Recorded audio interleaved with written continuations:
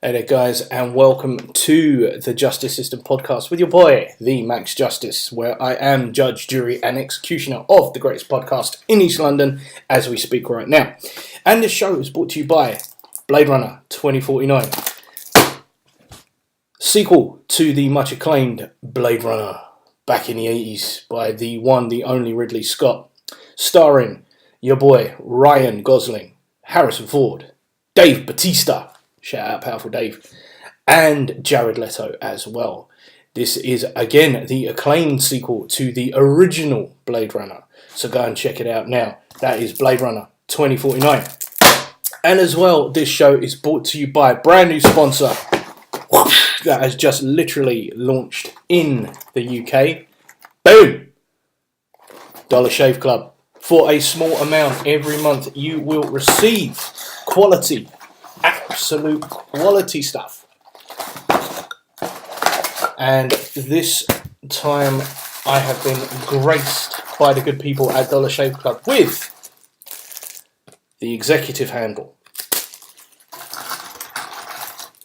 The executive blade, which is a 6-bladed cartridge. Check that out. Best, I mean, I think that's the most blades there are on the market.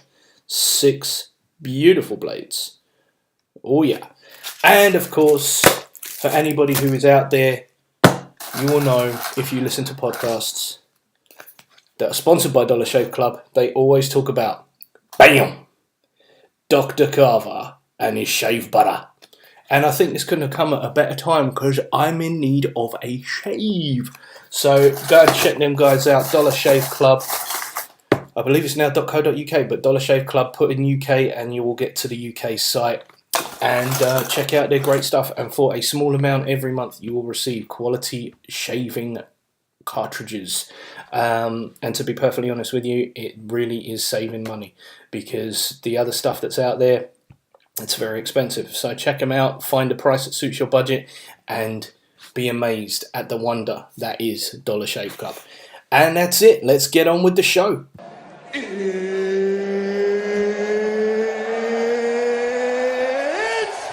time! Welcome to the Justice System. Anonymous approve this message. Wow. Electric bouillabaisse right from Jump Street. What you need? These nuts. Ha! Got him! Ha! Got him! I'm gonna fight your fucking ass. You know what's the real fight? What's the real money fight? It's me. You want that real shit? I don't know what the hell you feed him, but he is too damn big. The wall just got 10 feet higher. Well, then everyone loses their minds. It's either blue cheese with wings or go fuck your mother. It is your boy, the one, the only, the man of the hour. It is Max Justice of the Justice System podcast. And this morning I woke up and my cousin in Australia is like, oh my God, the news. And it's like, let's not talk about it. Let's just do a podcast. So before we get cracking on that, I just want to say I think it's time for some Temple of the Dog, and then we are going to get cracking with my cousin, my man of the hour, Mr. Nick Howell, also member of the Church of What's Happening Now, as founded by the Pope of the Church, Mr. Joey Diaz. But right now I am giving you the dulcet tones of Chris Cornell and Temple of... G'day, sir. G'day. Hey, bro. How are you, mate? I'm very well, very well. Can you hear me okay? I can hear you fine, mate. Yeah. Fantastic. Awesome. Am I coming through all right? Clear as a bell, brother. Clear as a bell. I've got a massive... Hang on. Wrong way around. Oh, God. Seasickness. I've got a massive big ceiling fan going on, so tell me if you can hear that whirring in the background. No. You're good, mate. You're good. So, hey. It's fucking stinking hot here at the moment. Dude, it's freezing cold here at the moment, so I would trade places any time of the day. Yeah, but it's uncomfortable now. It's like friggin' 10 to 9, and it's still 26 degrees or whatever. I'm just fucking hot and sweaty, and I'm sat in the spare room where I usually make music, so I've got computers and shit everywhere, so the room's... So you've got the heat from... Yeah. Yeah. I'm sweating my knackers off, man. So if I look like a weirdo sweating. No, you're fine. Hang on 2 seconds. Let me just go quickly grab a coffee. Hang on. You're right, bro. Yeah, but hang on. Okay, so we are back into Biznatch. So, mate, I've got the phone on a stand at the moment. Is it all right where it is now? It's fine, mate. It's fine. Not a problem. Right, cool. No problem. Got good views and everything.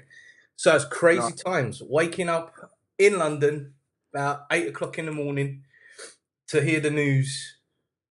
What the fuck is going on? Yoel Romero misses weight by 2.5 pounds. Bonkers, mate. That's What is he doing? What is he doing? I think, first of all, welcome to the show, because we've been trying to do this for the past, 2 years? Well, when you first started, Rubbish Gamer Dad or what? That was it, yeah. When you first started that, you didn't really have guests and whatnot on there, no, did you? I mean, I wanted to have a chat with you at some point on a podcast, but I don't think Rubbish Gamer Dad was the right time or the right podcast. But yeah, we've been trying to get this done for a while. Yeah. I mean, definitely at least 2-3 months or whatever. Yeah, I mean, RGD was where it all kind of began, and you're absolutely right. It wasn't really designed to be a guesty type. It was just going to be me rambling on. And then how many episodes of that in the end did you do? I think I did like 3 episodes of RGD, and then I had my first guest, who came up with the brilliant idea of like, why don't you just, you're putting yourself in a bit of a box, come out of that box, because otherwise you need to be a bit more all encompassing, because you talk about a lot of different things, and it's not just about gaming. So I was like, good point. So then I came up with, obviously, the Max Justice experience, based off of Jimi Hendrix, based off of Prince, regardless of what Joe Rogan fans say. And I got a shit ton of heat for that. It was insane, the amount of heat I got for that. And then that's where things really started to kind of galvanize and take speed. And then Justice System as a name works, though, mate. I know. Why didn't I think of it sooner, man? I was just about to say, why did you frigging think of that when you first came up with the idea for the podcast show? I know. Because I'll be honest with you. I know you like Rogan. Yeah. And I for 2 seconds thought it was an homage to Mr. Joe, but now I know that you're saying about Hendrix and Prince. I mean, that makes sense because I know you and I know how you feel about those two. But for 2.5 seconds, I did think it was an homage to Joe. Well, I mean, he was a definite influence and an inspiration to starting the podcast. Do you know what I mean? Because if it wasn't for listening to his stuff and his cadence and all the rest of it, it wouldn't have materialized, because that's where I got the inspiration to do the show. So yeah, I mean, a little tip of the hat maybe, but it was never ever designed to rip. Yeah, but then when you finally got to having to back yourself up and go, well, this is why I friggin' came up with a name. It made sense. I mean, to the normal way, it maybe didn't, but me knowing you, I know that you like your Hendrix and I know that you like Prince, so I went, oh shit, actually that does kind of work. And it's shit that you have to kind of be forced into having to change it. Yeah, I mean, at the end of the day, you can't please everybody. Do you know what I mean? And neither will you. So you just kind of have to take it on the chin and just be like, okay, all right. How dare you please people with free content? I know, right? Absolutely. What the fuck?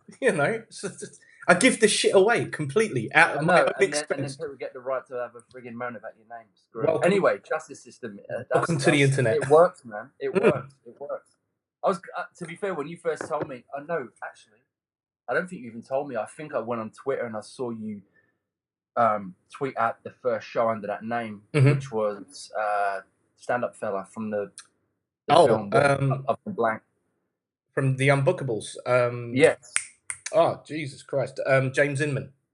Yes. Sorry, James Inman. I'll be honest, I didn't know a lot about him until I heard that episode. Dude is insane. Yeah, when I first tweeted, I was like, oh shit, actually that freaking kind of makes more sense. The Justice System is flipping quality. Yeah. So, and here we are now. So it's just. And we're only talking UFC today, aren't we? Yeah, I mean, pretty much. I mean, with the current news, it kind of makes sense. Like, yes. And the thing is, our conversation was totally organic, and I was like, this is a perfect time to be recording. And you even said we need to be rolling on this one. I know. We're sat there in Facebook Messenger. I'd literally just walked in the door as well. We're chatting on Facebook Messenger, and we're going back and forth, and I'm like, this should be recorded. What we doing? Here we go. And now we're on mic. So when did you get the news? When did you guys find out that he missed weight? I was sat at work today. I was on the shop floor, fucking goods and products and whatnot, and then went out the back, eating my lunch, and one of the old boys at the back's, Nick, have you heard the news? And I'm like, nah. He's like, old mate Romero missed weight, and I'm like, fucking kidding, like. It's just that, I don't know. I mean, it happens. It obviously friggin' happens. But to a fight like this is insane, because this is the one that, this was kind of, it's interim. It's an interim title match. Let's, but still, it's one that people want to see and people want it to be on point. Do you know what I mean? I mean, he doesn't have an excuse for missing that second one. No, I get the first one. You might be a couple of pounds over, and then you go away and you quickly work it off, and blah blah blah. Everyone's happy again. But I mean, he was called in somewhat late, but that doesn't mean that he has to be coming in overweight. Do you know what I mean?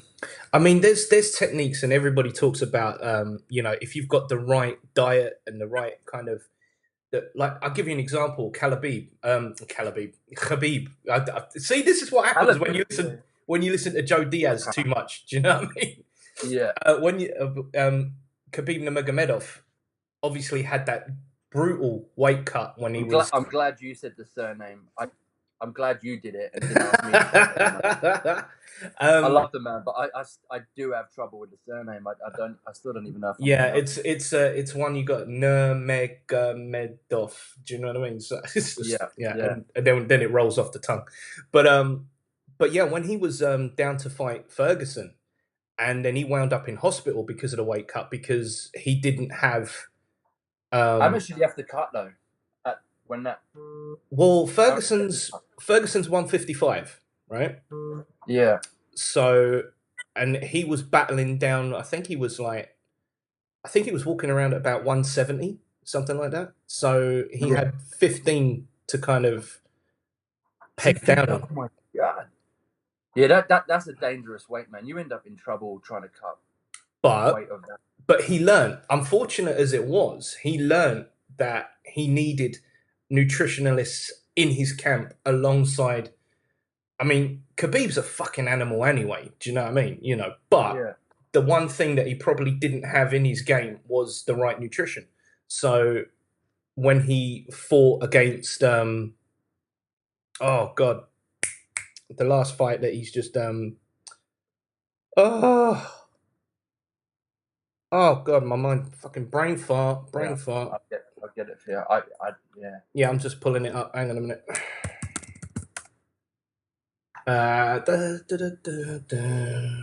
Barboza. Edson Barboza, that was it. Yeah. Barboza was he looked fantastic. He looked absolutely fantastic. And just Barboza was just like, what have I just walked into here? This is a problem. Do you know what I mean? Yeah. And so for Romero, who's a veteran, who's been doing it for a while, he should know better. Surely should know better. It's almost like it's like I said to you at an early the earlier little FaceTime that we did. It's almost like he didn't care. It's almost like he just took his eyes off the ball and was just like, you know what, I've got this. It's in the bag. And even I don't give a fuck. He looks in incredible shape. Oh God, yeah. 3 pounds. I mean, fuck. It's not really a hell of a lot of weight. But as you said, he looks incredible. Like fucking hell. It's not like he's out of shape and he's coming looking a bit fucking bloated. And I mean, he looks fucking incredible. Like, yeah. But as you said, 3 pounds in the fight game it's a difference maker.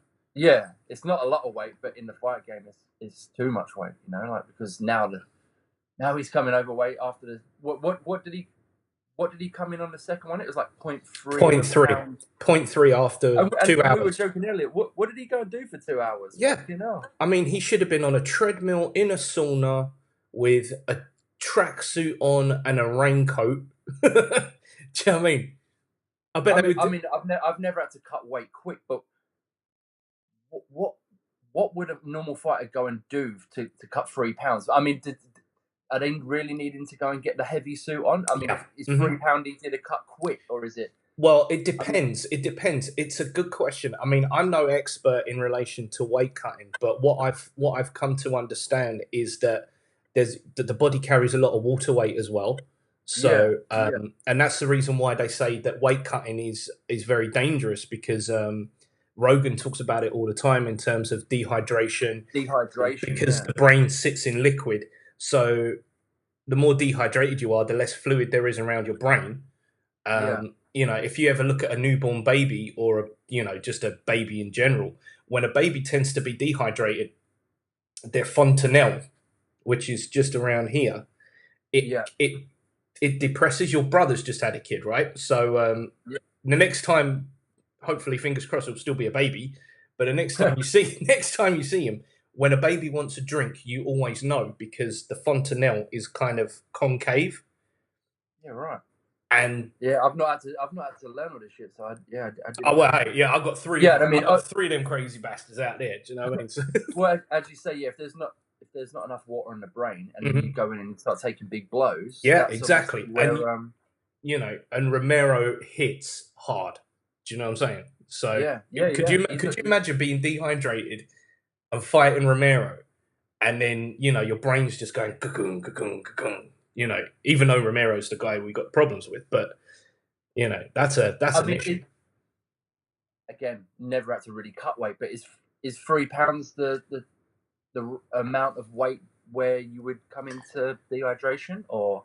Well, the thing is it take a little more cutting to get into those waters? You know what I mean? Sorry, I'll use the wrong word there. Pardon the pun. I reckon they would have given him half a pound. I reckon if he came in at 185.5, he might have been all right. So let's say 2.5 pounds. He would have been fucked. I'm not going to lie. He would have been fucked. But they wouldn't have let him off a pound though. Surely not a pound. Half a pound maybe, because sorry, half a pound. Yeah, 0.5. I reckon they might have given him a slide. Do they let that swing though? Is that some people have come in with 185 have come in just 0.5 over. Yeah, right. I thought like 155. There was a fight. Yeah, there was a fight not too long ago, and the dude weighed in at 155.5. So and it didn't affect the bout. It was still a legitimate weight. It was a legitimate weight. They didn't put it at catch weight. But that being said, talking about missing weight, Gabby Garcia, did you hear about her? No. What was this? She came in 27 pounds. Oh no! I did hear that. Oh shit! I was just like, oh my god, it was just. But I mean, that Ryzen in Japan, that's a freak show. That's just a complete freak show. And she's fighting. She's fighting an old granny as well. She was fighting an old granny. Yeah, I heard that. I heard it. Who was talking about it? Didn't Joey talk about it, or was it Rogan that was talking about it a couple of weeks ago? Rogan spoke about it. Sharp spoke about it. Oh yeah. I think I heard him talking about it on Fighter and the Kid actually. Yeah, shout out to the powerful Brendan Sharp. So yes, Brendan Sharp. But yeah, I think what they would have done if if this is indeed the case, they would have put him in a heavy suit, like tracksuit, t-shirt, raincoat, all of that. Whacked him on a treadmill, and put him in a sauna. Does the sauna get that done? Sauna will extract your water weight easy. Yeah, I know the types of things that they go off and do. I just didn't know whether a 3 pound weight loss is just get on a treadmill normal for I was about to say an hour. That would be probably a bit. Well, he had 2. Half an hour. I don't know. He had 2. He had 2 hours. Do you know what I mean? So it's like, what the fuck? I personally, I think he turned around and said, "Not going to do it. I'm just going to go for a shit." Well, 0.3 of a pound kind of shows that he did fuck all, really. Yeah. Yeah. Either that, or they were feeding him Subway sandwiches while he was on the treadmill. One of the two. So Yeah. I bet if they weighed you at work in the morning after you just eaten your breakfast and then said come back in 2 hours, you'd Yep. probably be 0.3 of a pound under. exactly, Do you know what I mean? Like exactly. you probably would be. Yeah. Just natural processing, you know. So basically, he went away and did fuck all, which in turn is then turned the belt on his head because it's now not being fought for the interim title, right? Well, actually, from what I've heard, and this is through Ariel Hawani, who's like, you know, the man when The it top comes man for these things, when it comes to you know, getting stuff out there. yeah, They're saying that that if Yoel Romero wins, he won't get the title, yes. and he will have to give, I think, 30% of his purse to Luke. Okay, so it is 30. Yeah, okay. Yeah. Everyone at work today when we were talking about this was going, oh yeah, it won't be for the title. Plus, he'll be giving him half the purse. I'm like, half the purse? Yeah, that sounds a lot, but yeah, 30%. Yeah, okay. I mean, it's still a chunk. It's still a chunk. If he's got like kind of what depends on what kind of deal he's got, whether he gets deals on the numbers or if he gets deals on the gate or whatever. Do you know what I mean? You know, Yeah. and this again it ties into when Reebok stepped in and cut their kind of sponsorship money, so they had to rework, you know, and renegotiate, you know, their packages. Do you know what I mean? Yeah.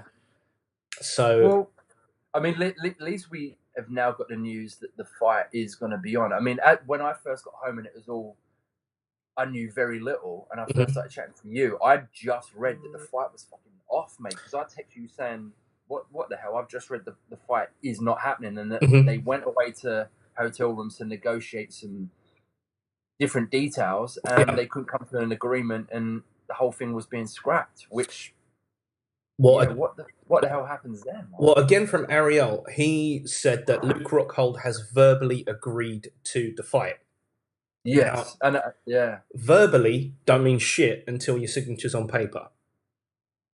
Okay, have we had an update on that then?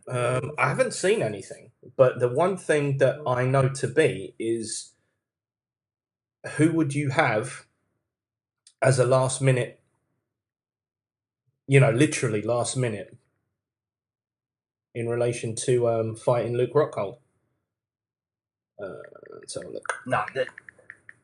No, they if they wouldn't be getting anyone in last minute now, they would just call the fight. They would just surely it would be pulled.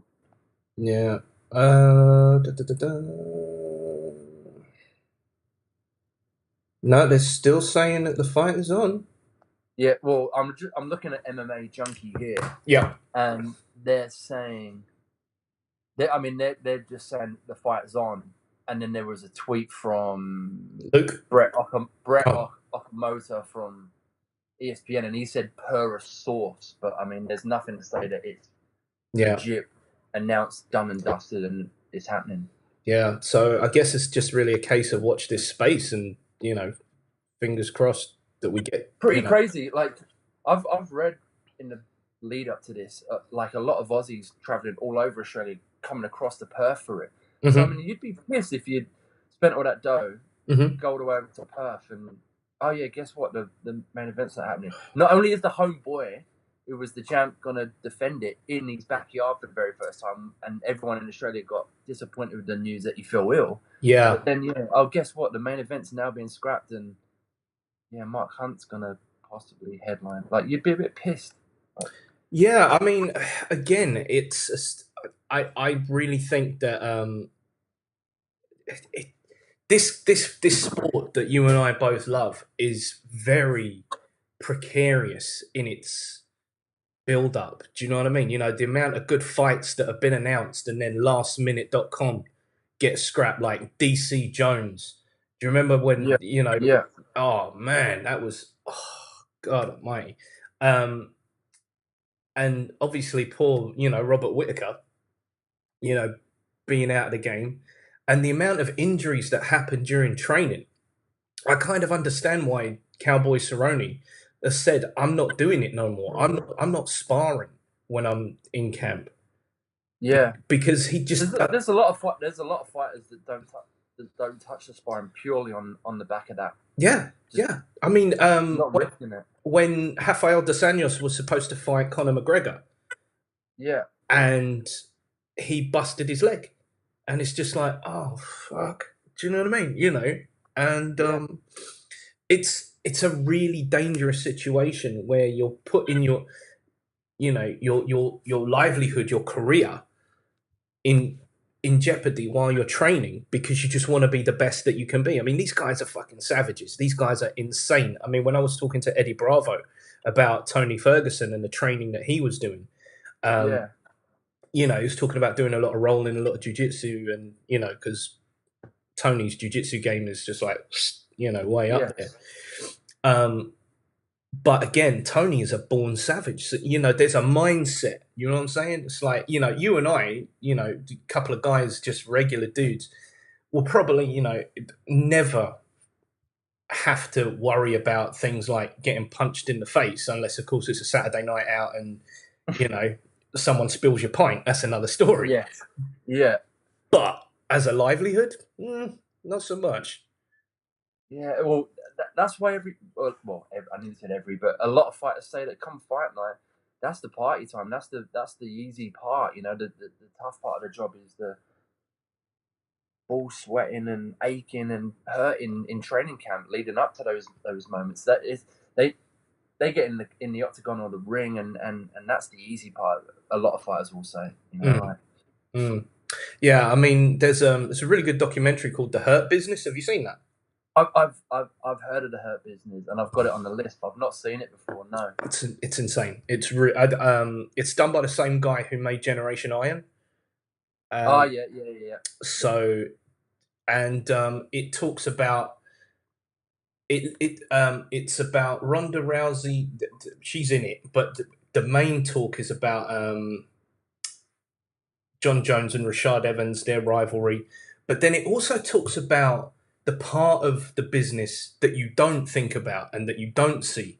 And when that guy who's just been knocked out is still on the canvas, and when he's being wheeled the away, already moved on. yeah, you know, Joe Rogan comes in, hey, I'm here with the champ. What do you think? Blah blah blah. You know, and there's poor old Johnny Lights Out, just fucking led out of the arena in an ambulance. Do you know what I mean? Yeah. And then it talks about, you know, guys who have been severely injured and their road to recovery, and most of them don't. Do you know what I mean? You know, they're still fucked up. Yeah, it's sad. Yeah, it's the sad part of the game, really. Like it's tough to talk about. That's because I mean that's both in boxing and obviously UFC. That's the one criticism the outsider who's not necessarily a fan tends to pick at. You know, like. Yeah, everybody wants the glory day. Do you know what I mean? You know, it's like, yeah, let's celebrate the champ. But then, oh, shit. I mean, remember back in the day when you and I were kids, Michael Watson, Chris Eubank. Mate, that's exactly what I was thinking of while I was sat here. Chris Eubank, and then Michael Watson, and then it happened to Nigel Benn again later on with, what was the dude's name? And it was like the biggest war that Nigel Benn ever had. And I've gone totally blank. And I've watched the fight 1,000 million times. And that guy is still in a not very, great way. Like, really sad, man. There was a phenomenal documentary on that not that long ago, a year or so ago. Really? What's the dude's name? It's going to kill me now if I don't see it. Gerald McClellan. Oh, shit.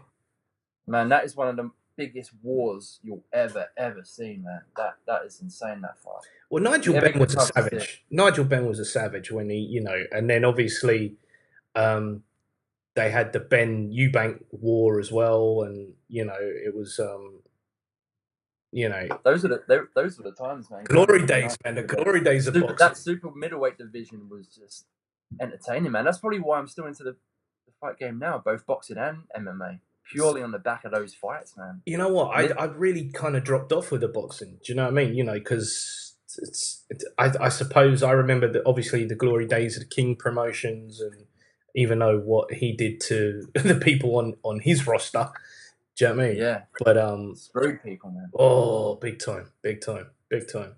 But again, you know, you just remember seeing those Las Vegas lights and, you know, the build up to it, you know, Frank Bruno, Mike Tyson, that was when Sky launched. Do you know what I mean? You know, back in, what was it, 88? I did.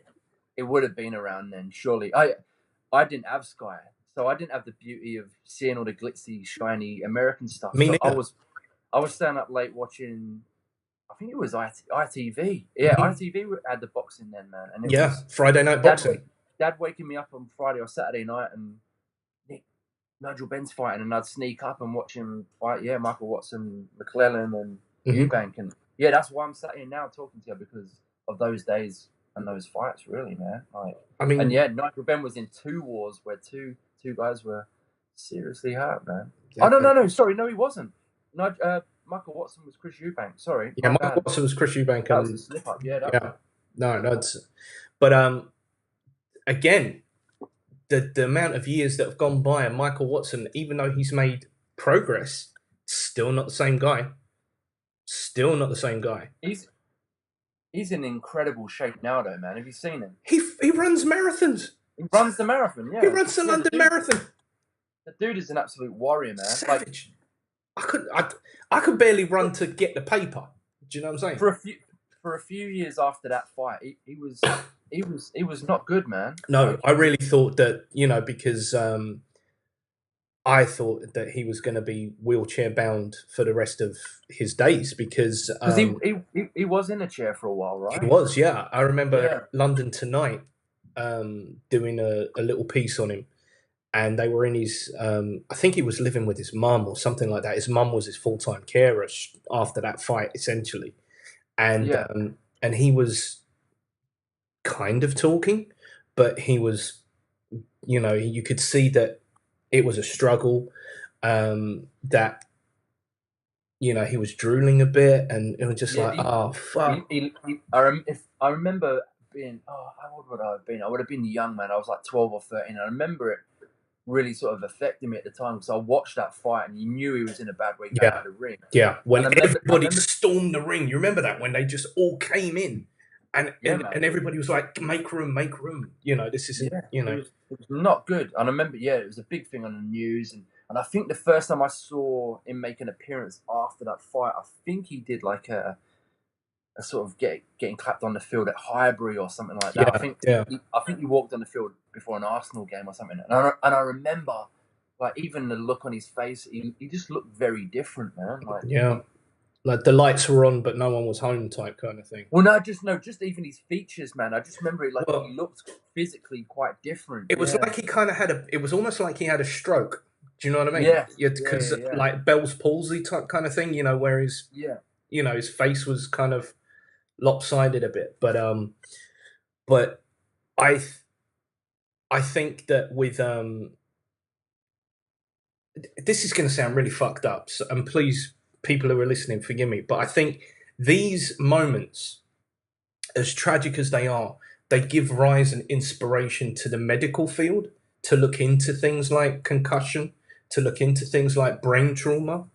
Do you know what I mean? Because it's almost like, and I always say this, the book of rules is created through a book of mistakes. Do you know what I mean? You know, it's like there's absolutely no way that you can learn from something without having to fuck up in some kind of way. You know, and I think that neurologically now if you think about the technology we had back in 91, 92 when that fight took place versus the technology that we have now, it's a different world when we're talking about neurological treatment. Yeah, I mean, it does still happen, and boxers and fighters and people get seriously hurt still to this day, but it's few and far between. I mean, like going back to the Nigel Benn fight against McClellan, I've seen that documentary that they put on ITV a year or two ago, and they were saying that, like, the ringside that night, like the professionals that were around, there was just nothing, and like it was like they were embarrassed talking about it. It was like 2 or 3 medics. It took an hour for the ambulance to arrive on scene. Like, just everything was just amateurish as hell. Like, and it's scary as, but I mean, we're so far beyond those days, man. Do you know what I mean? So those types of injuries, I find or believe, are few and far between compared to what they used to be. There was Chris Eubank Jr. had a fight last year. I think it was the early part of last year. I can't remember his name.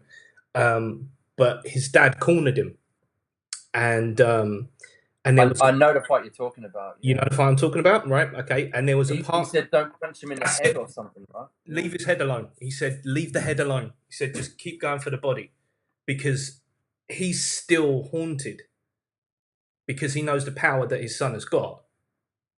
Yeah, And but dude, the dude he was fighting that night was seriously hurt after that fight, dude. he was, yeah. Nick Blackwell was the fighter's name, man. He was seriously, he was very, very hurt, man. Like, Yeah. he's retired now. Has he retired? Yeah, as far as I'm aware, he's done. Yeah. He Oh doesn't fight anymore. shit! Yeah, so that was start of 2016. The dude doesn't fight anymore, man. Fuck. There was a big thing at the end of last year.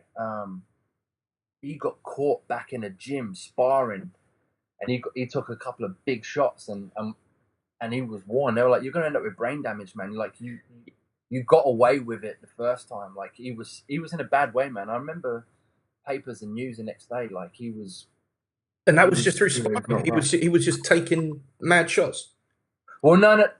After the Eubank fight, he was seriously hurt. Spent a ton of time in hospital. Yeah, because he was in a coma. He was in a coma, wasn't he? I'm sure he was in a coma. They put him in a medically. I remember now. They put him in a medically induced coma because he had swelling on the brain. Yeah, and then he came back and he got well or better anyway, and he called it a day on the boxing and was told he should never be training again, definitely not fighting again, and I think it was towards the back end of last year. I read an article and they were saying that he was caught in a gym somewhere wherever he's from, and he got an ambulance called to a training session because he'd fallen ill at a training session after taking a ton of smacks sparring. Yeah, man, it's brutal.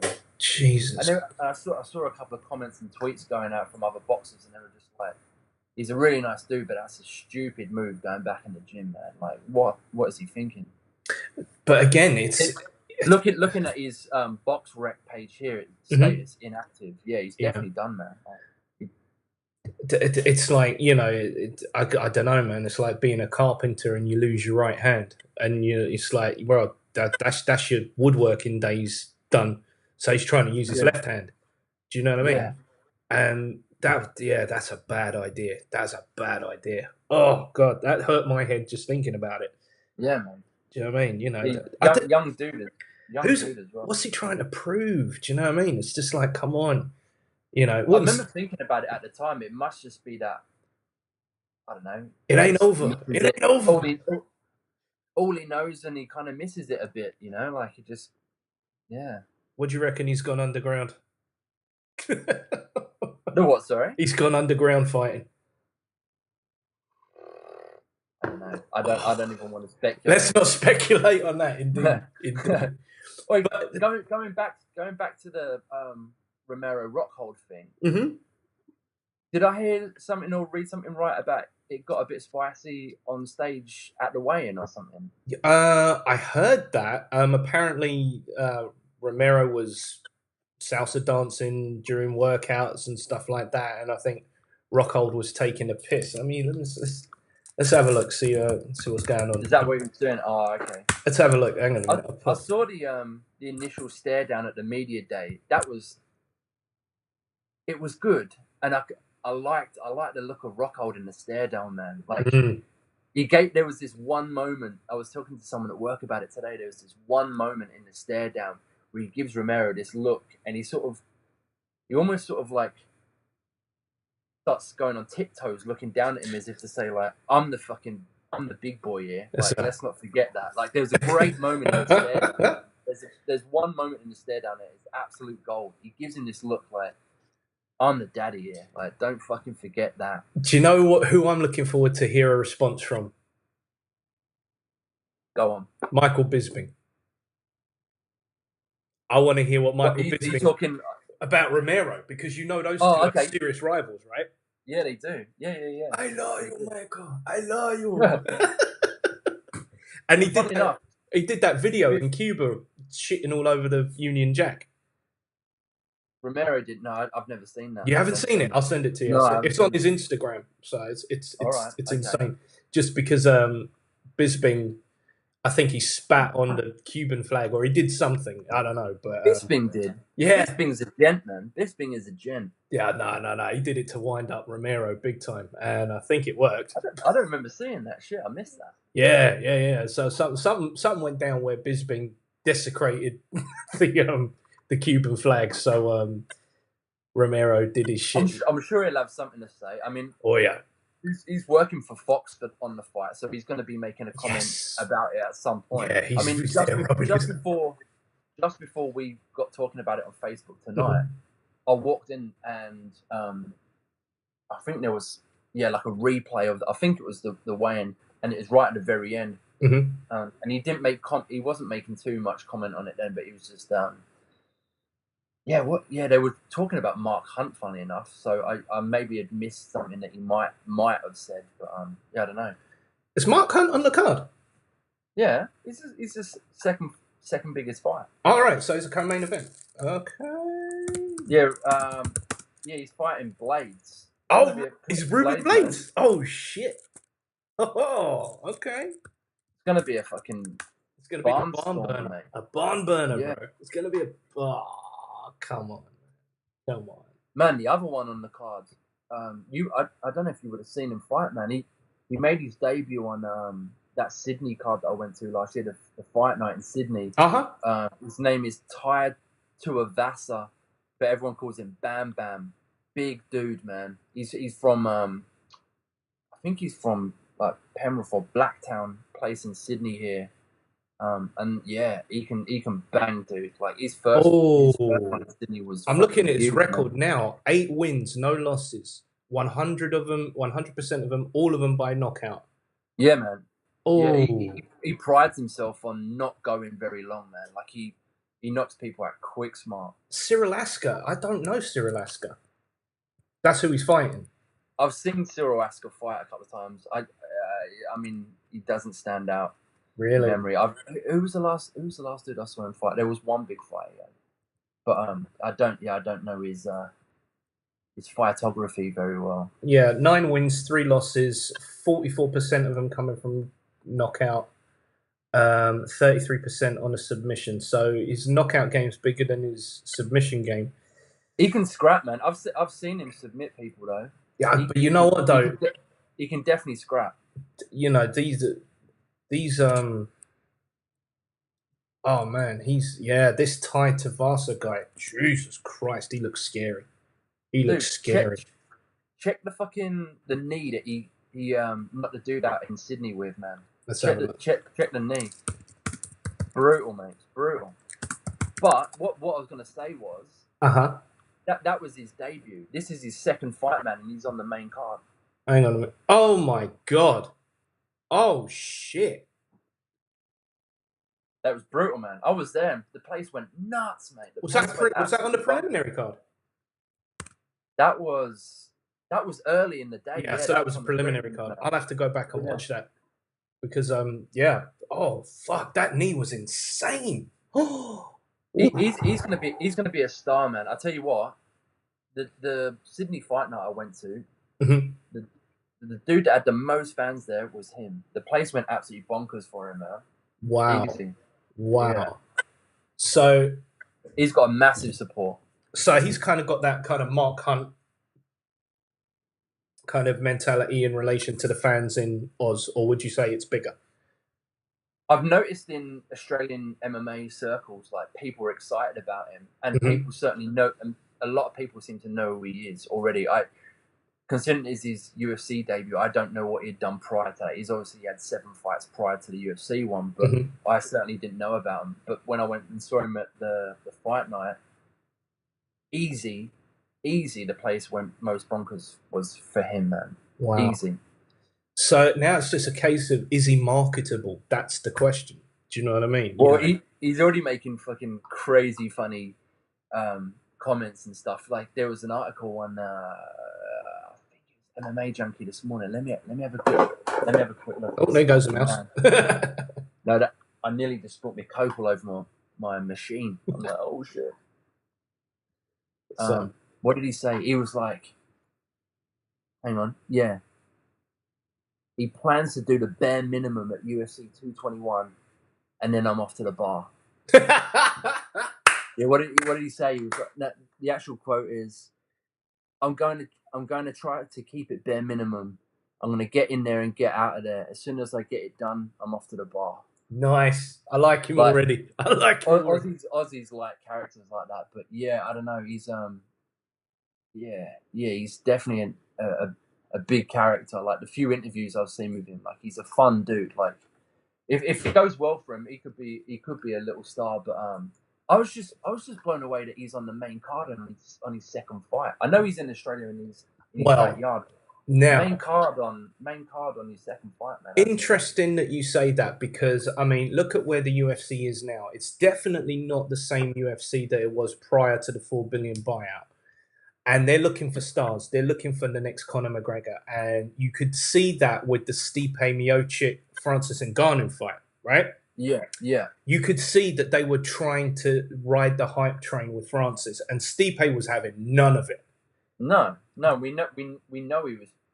We know now that he was pissed. Like he was not happy. Like, I mean, rightly so. You see those memes of Dana's face as, you know, Francis is just getting the piss knocked out of him by Stipe, and it's like, oh, there's another freight train derailed.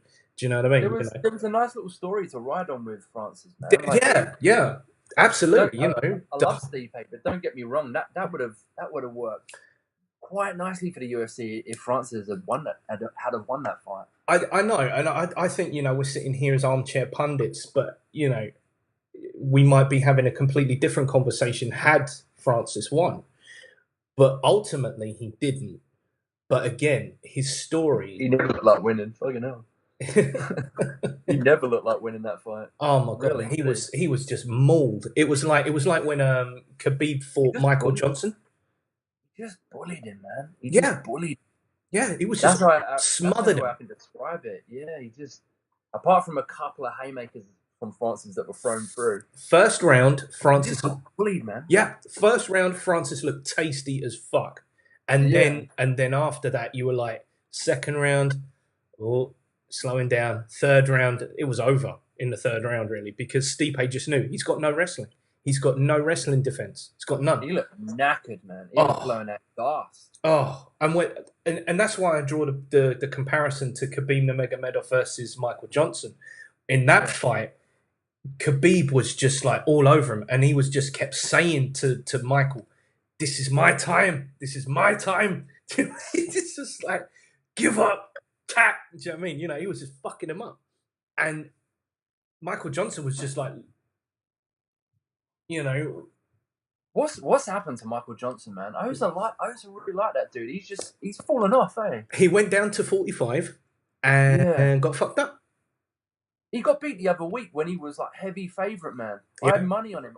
I had a multi on that day, and I think he was first up on my multi, and I was like, this is a given. Like, this is the absolute given on the fucking He looked bet. So tasty. He looked tasty.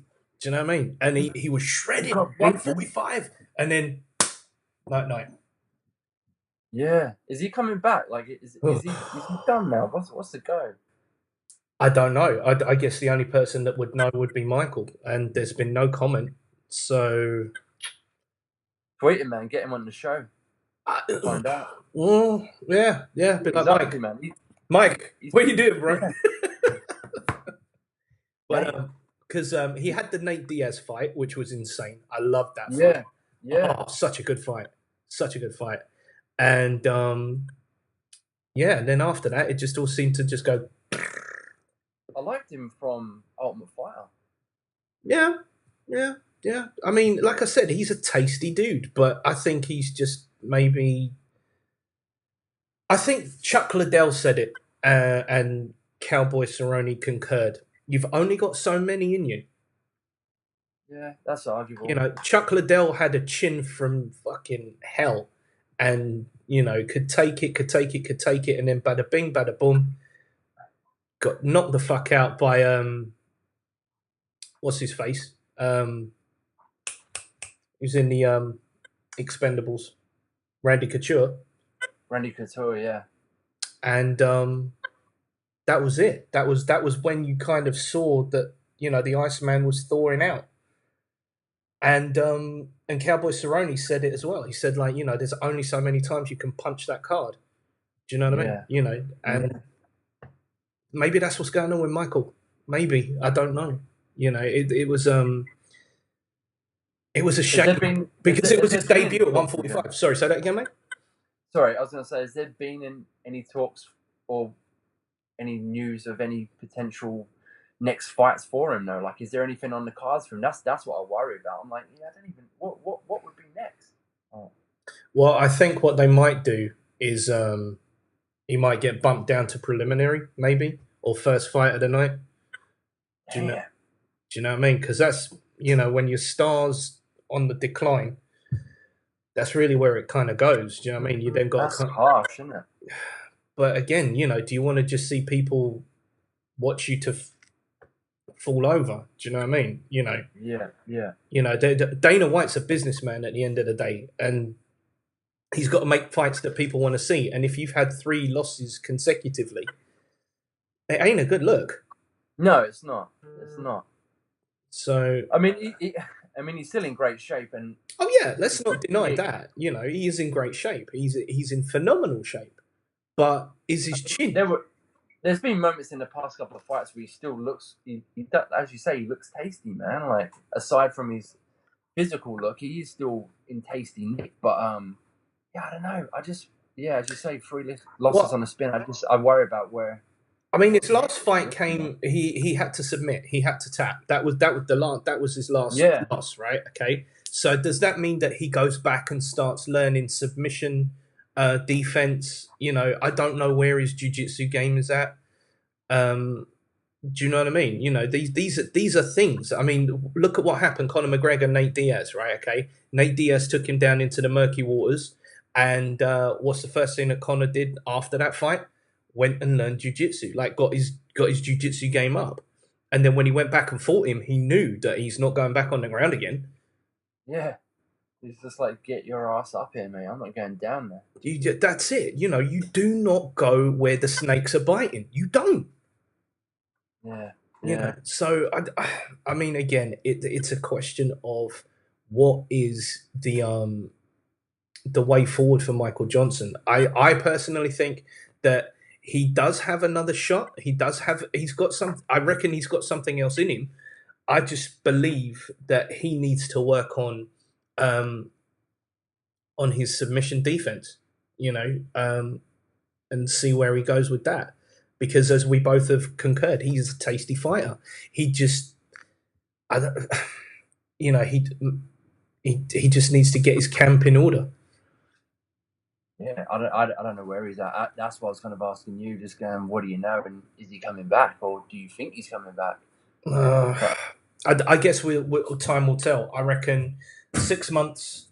I reckon we'll find out. I don't follow him online or anything, so I really have no idea. Like, neither do I. What he's saying. So neither do I. I was kind of asking it out of interest, but so I don't know. It's like I'm saying, this fight game, it's full of surprises and twists and turns at every. Just when you think that it's going to go right, it goes left, and you're just like, oh. I mean, Tyron Woodley, for example, was supposed to be defending at 170, and he's now out with shoulder surgery. Yeah. And I don't know, man. I heard his show on Rogan, and he sounded like he had such a chip on his shoulder. Like he was, like, I ain't getting the love, and everybody's overlooking me, and rare. He was definitely upset with that, man. I get it a little bit though. I was talking to people at work literally a couple of days ago about this, and I kind of get it. Like, you don't always have to entertain, man, to be classed a good fighter, man. You really don't. Yeah, but it helps. It helps. It does, and it's great to watch a dude go in and fucking throw haymaker after haymaker. But the best boxers are the guys who have learnt to win and not get fucking hurt. Like Mayweather, yeah. exactly, man. Who's the best example of a fighter who has had a brilliant career? Mm-hmm. Who's come out of it relatively unscathed? No one's better than Mayweather for that. And yeah, like I don't know, Tyron Woodley is kind of he's kind of on the not Mayweather's ballpark, but he's the same deal. Like he's found a way to win these fights without necessarily putting himself in danger to do it, and he's come out of it looking pretty good. Like he doesn't take much damage, man. You know what it is, and I'll be perfectly honest with you. There is something that speaks to the reptilian brain of any spectator of watching a combat sport, right? Okay, where we want to see, I mean, we want to see, we want to see it going down. And Tyron Woodley versus Stephen Thompson was an example of like, okay. Oh, I sometimes geek on that a little bit, man. Like, I like fighters who are fucking heaps technical and are so confident that they don't need to go in there fucking going wild. Like, I dig fighters like that, man. I really do. Like, I've got respect for but if you look at Tyron Woodley versus Robbie Lawler, where he won the belt, that was a completely different animal. That wasn't a guy who was going in safe. That was a guy who was going in. Man. That's why he's pissed, because he can have a ruck, mate. He can have a ruck, and yeah, I think he's pissed that people keep calling him fucking boring. Like, I don't know. I kind of got what he was saying on that show. I got what he was saying. But I think saying it right, okay, say it once, fine, but to harp on, do you know what I mean? You know, because even Rogan was questioning him. Sounds like you're aggrieved. Do you know? Yeah. What I mean? You know. Yeah. it's you know, it's like you're a fighter. You're not supposed to bitch and complain. You're supposed to take your flipping medicine and fucking get out there. Do you know what I mean? I think he definitely wants a bit. He wants to be a star a bit, and I think that's where his little moan is coming from. Right. I think Here's my thing, right? Okay, if he wants to be a star, here's how he does it: takes out Colby Covington, because that guy's getting on my fucking nerves. Colby Covington is getting on my tits. I am not lying. He needs a good slap. I don't he just needs it. Tyron needs to be going back to be the bloke to do it. That's it. No. Tyrone, and do you know what I mean? He just needs to flipping take out Colby, because someone just needs to shut him up. See, because he's trying to do the Connor thing, but it's not working. It almost hurts to watch these tweets going backwards and forwards and seeing his, you know, trying to kind of get heat. Do you know what I mean? It's not as clever, and it's not classy. It's not classy. It comes across way more forced, I think. Yes, yeah. Exactly. It's not natural. No, it's almost like he read the book of cussing. It's just like, okay, page 54. Well, you know, again, man, the last big spectacle he made of himself was in Sydney, man. It was on that Sydney fight night. That's when he got smacked over the head with a boomerang, right? The fucking boomerang incident. Yeah. That was big news over here, man. That made national news. Yeah, man, you get beaten up with a flipping national emblem. It was funny as fuck, man. It was funny as. But this is what happens, you know, if your mouth starts writing checks that your abilities cannot cash, shut the fuck up. Yeah, I just don't know if it's going to be Tyrone who's going to go and do that. I think he feels probably a little beyond him, I reckon. Maybe. But I just want to see somebody shut him up. I'd like it to be him, you know, because then I think Tyrone will get his day in the hot sun. Yeah. You know. Yeah, but, I hear you. You know, it's going to be an interesting time in UFC. You know, mate. Going back to the card for tomorrow, man. Yes, sir. There's a couple of Australians that are on the card that definitely need to take a look on. Talk to me. What we got? Jake Matthews, man. The Jake Matthews and Jing Lang. Yeah, that's going to be a scrap, mate. You watch. Let's have a butchers at that card. 12 wins, 3 losses, 42 by knockout, 42% that is, and 42 by submission. So it's a very evenly matched, and 17 went by decision. Okay, cool. So he's someone who likes to stop a fight. Yeah. 170 pounds, 73-inch reach. So he's got a reach advantage. Nice. He's young too. The Celtic kid. He's good, man. All right. He was another one who fought on the Sydney card, and he impressed me that day, man. He's good, man. I've seen this Lee Jilang. Yeah. I don't know if I'm saying that right. I can't remember. I think it was his last fight that I saw. I don't remember who it was, but yeah, he's a sort of potential talent, right? I don't know a lot about. Well, I mean, if you look at they've got a very equally matched record between them. Jinglang, it's 14-4, and your boy Matthews. It's a very, very. I think this is a very well matched fight. I think it's very well matched. Looking at the card, and apart from the main 3 fights, I mean, it is the 4th main fight, but I think it might be a little sleeper fight. I think it could be one of the best fights on the card, man. You reckon? Yeah, I do. Yeah, I think everyone's gonna like that Bam Bam dude. Tuivasa, just because he's exciting and he goes in all guns blazing. But I think this Matthews fight might be the sleeper fight of the card, mate. I saw it today, and I was like, oh shit, I didn't realize he was on. Fuck, Volkanovski's fighting as well.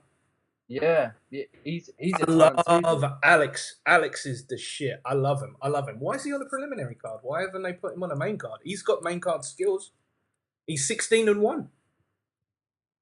I think he was kind of saying that last time he had a fight, man. I think he was saying he's like ready for the step up. Like he was saying he wanted to give Covington a slap. Actually, I think he was calling him out. He called him out in Sydney, man. Oh, you know who I want to see?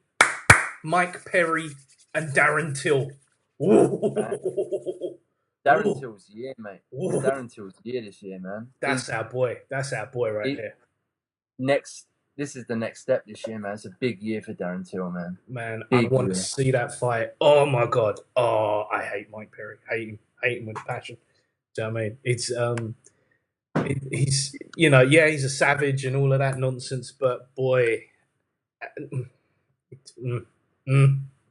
nah. Again, young and brash. We got a lot of stuff to see from him, man. Like, how old is he? He's like 23, 24. He's real young, man. Who? Platinum Mike Perry? No, or Darren Till.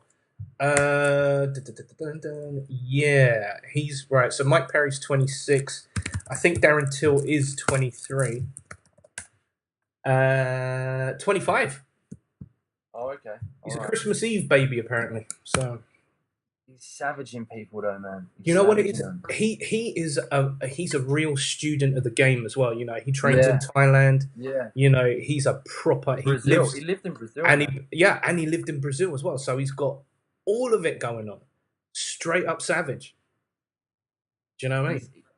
He's going to be a star, that dude, man. And Rogan and Sharp and all those guys, they know he's going to be a star. They are all over him. They keep talking about him, man. Yeah, and as long as your name is in someone's mouth.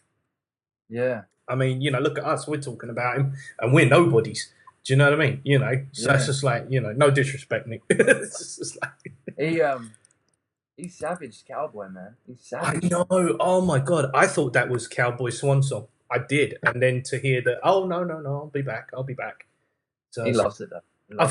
Well, again, Cerrone's a savage. Cerrone's like he's like what? He loves the fight, man. He's a bar fighter, isn't he? Do you know what I mean? He's just like Roadhouse. That's why he's coming back, because he just likes having a fight. It's just it's going to take wild horses to stop him from doing what he needs to do. You know what I mean? It's just it's like I say, it's exciting times in the UFC right now. It's just a question of where they're looking to bank their money. Do you know what I mean? It's because the Ngannou thing didn't quite work out, but I reckon Darren Till might. He might bring some life. Is he enough of a character? Do you know what I mean?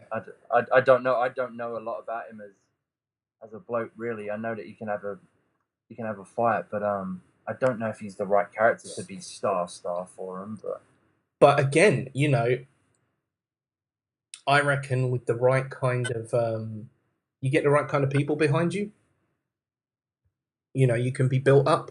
Do you know what I mean? You know, Yeah. Ronda Rousey was nobody until she came, you know, do you know what I mean? She was just somebody who was armbarring chicks left, right, and center. And then all of a sudden, you know, she got the wherewithal and became a household name. Literally a household name. You know, Literally. you turn around to a woman on the street saying, "Can you name me a mixed martial artist?" I'll bet you 10 out of 10 will say Ronda Rousey. Oh, easy, man. You know, Easy. you won't get a Kat Zingano, you won't get you know, a Chris Cyborg, you won't get those names coming out of their mouths. You will get Ronda Rousey because she put women's fighting on the map. You know, 100%. and now 100%. she is in WWE. What do you make of that? Yeah, I didn't see it, but I certainly heard about it. I don't know. Good luck to her, man. Like, she's gonna get paid some serious coin to obviously have to stay in some great shape, but Mhm. she's certainly not going to be taking the type of knocks and blows that she would be getting in the octagon, man. Good luck to her. Anyone that can make dough like that and not have to be getting hurt for it is doing all right, man. Well, I mean, I don't know about not getting hurt because you know you hear about those guys. You know that's why they had to stop chair shots. Do you know what I mean? You know. Oh no, yeah. But, No, not getting hurt. I mean, like having to have a real scrap for it. Do you know what I mean? yeah. I mean, she's going to WrestleMania. That we do know, but she's probably on some Brock Lesnar type contract, minimal appearance. Yeah. Do you know what I mean? You know, so How well, long's the deal? How long is the deal for? Did she get? Is it like a year? I think 2 it. years? I think it's a 2 year deal. I can't say for sure because they keep those contracts well, kind of Oh, do they? Oh, I didn't under know lock whether and it's key. Yeah, they're not public public. knowledge. No, they're not public knowledge. Yeah, okay. It's only until that particular person, you know, wants to do a documentary about it, and then, you know, like for example, CM Punk apparently he's fighting. I hear allegedly he's having his next fight on the Chicago card. I saw this week. I also saw the latest Michael Bisping podcast, and his friend and co-host asked him, would he fight CM Punk? And Bisping got pissed. He got pissed, man. Really? Yeah, he was like, that's disrespectful. Like, he's like, I like CM Punk, and he's probably a lovely bloke, but he's like, don't fucking put me and him in the same sentence, man. Like, go back and have a watch, man. He was really, really upset. He was like, Hang I'm on a giving you a minute. serious warning. I might log off. Like, he was seriously going to log off. Hang on a minute, Michael Bisping. His podcast is called Yeah. Believe You Me. It's fantastic, man.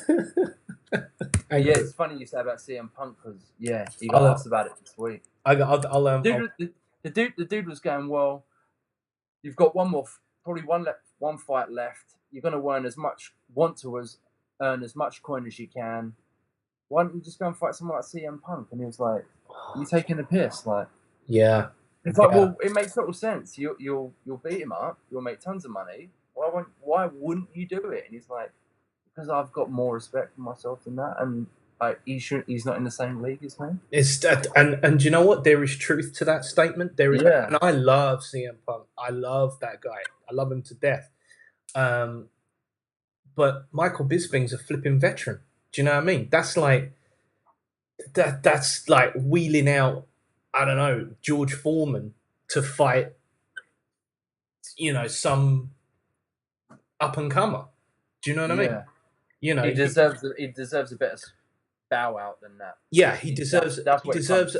You know, if he's having a swan song fight, then it needs to be with somebody that is either a veteran themselves or somebody who,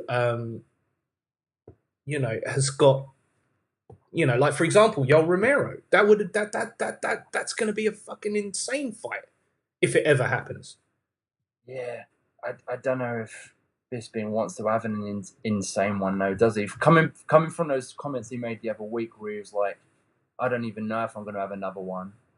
Like, he sounds like he just Yeah, I don't know. He's moving on now, man. Like, I don't know if he's got the same drive to have this big, last, massive, super scrap. I think he just wants to have that last one. It be a relatively nice night and bow out and hold his hands up. Do you know what I mean? Well, I think maybe the suit's become a little comfortable. Do you know what I mean? You know, He's good at it, man. He's really he's good at getting it. yeah. He's got that Fox money coming in, and it's regular dough. Do you know what I mean? You know, He's good at it, man. He really is. He's really good at it. you know. I like the dude. He's going to be like the Gary Lineker of MMA. Quality, quality. Awesome, man. I like this thing, man. I wish nothing but good things for him. I think, you know, I don't necessarily think he has to fight. I don't think. No, he doesn't, man. After the Gastelum thing, I'm like, bro, do you know what I mean? It's just like, dude, you don't have to. But male pride. I mean, he didn't need to take that fight, but obviously, yeah, I know that was a bad call, man. That was a bad call. It's like GSP choked you out, bro. Come on. Yeah, it was just way too soon. So I mean, going back to potential last fight, like he doesn't even owe us one, man. No, like, he doesn't. Really he doesn't. He doesn't owe us it. You just go on a fight pass, put Michael Bisping in, and you've got glorious stuff. Yeah, Mike, if you're watching, mate. Yeah. If you're watching or listening, just chill. Just get your Fox money. Do you know what I mean? Kiss your wife. You know, have a cup of tea and just relax, bro. You really don't owe us nothing. We're happy. You know, happy with just the podcast, man. Like his podcast is really good. Just leave it. Just leave it. Job done. That's brilliant. What's up, mate? There's one other fight on this card that I've got to bring to your attention before what we got. We let the event come to us and then we come back and revisit it. Go on. Damian Brown, man. He's been around a while. He's fighting Dong Young Kim. Oh yeah. Shit! And he won. I'm pretty certain in the Sydney fight night he won fight of the night. It was just a toe to toe slugfest, man.